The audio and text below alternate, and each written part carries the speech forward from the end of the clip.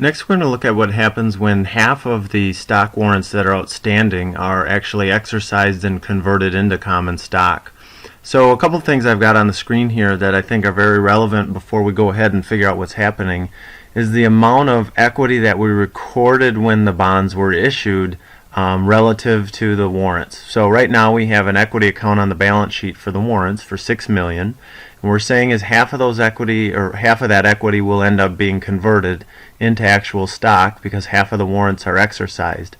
And remember, with a stock warrant, in order for it to be exercised, there's an obligation from the holder of the warrant to give the issuing organization cash in exchange, in addition to this warrant, to receive the stock back from the company, the issuing company. So not only do we need to know what's in the paid-in capital account, but we also need to know how many warrants there are total, and in order to figure out how many are actually being converted.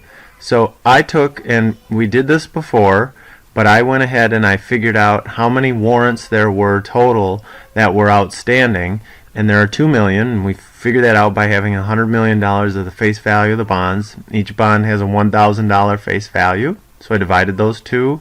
It means there are 100,000 bonds issued. Each bond gives the holder 20 warrants, and you multiply the 20 warrants times the 100,000 bonds. We have 2 million warrants outstanding. Half of those are going to be converted, so that means we have 1 million warrants turning into actual stock. So 1 million warrants will be turned into common stock. So we know we have 1 million warrants turning into 1 million shares of common stock, and we need to figure out how much cash the holders of the warrants are actually going to bring to the organization that's going to exchange it for stock. So we look up here and we're told that each warrant, in addition to $25, will be turned into 1 share of no par common stock.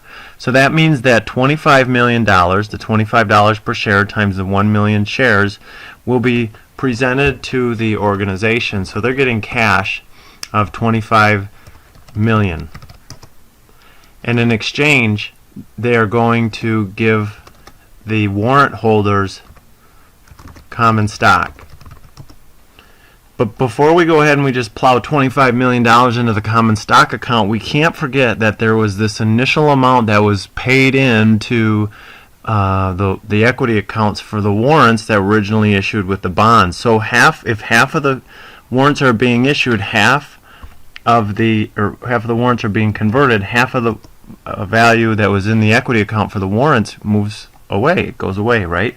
So we would take, and we would also debit this paid-in capital for the stock warrant account for the 3 million. So it's for that reason that the common stock account will be increased by 28 million. And notice there's no additional paid-in capital in excess of par account, because this is no par common stock, and when that happens you have a stock without a par stated value. The entire proceeds or consideration received by the organization goes into the common stock account. So that's the extent of the entry here for the second requirement.